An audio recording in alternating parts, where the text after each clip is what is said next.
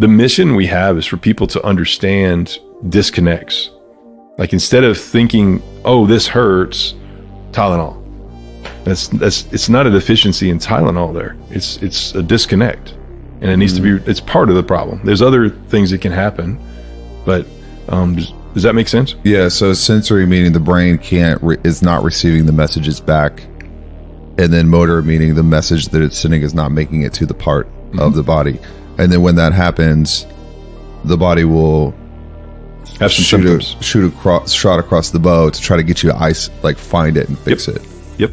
And we don't recognize that as the body wants us to pay attention to something, or the brain's trying to fix something. Yep. We recognize it as something that we need to cover up. Yep. Exactly. With ibuprofen or stimulants or whatever. 100%. That's cool. Does that make sense? Yeah. It's crazy. What are you giving me that look for? Are you done? This is one question. Where do you want to go from there? Can we start with a high level overview of how God built the body? Because you were talking to us about frequency. Every organ has a frequency.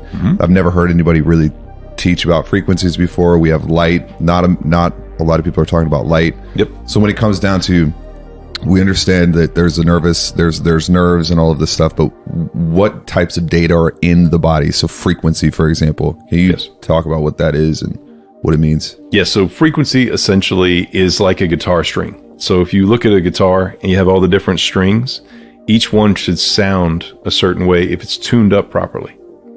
And I'm not a musician, so I have no idea, but a musician can go up to a guitar and say, oh, that one's off. And they'll make an adjustment to it. Yep.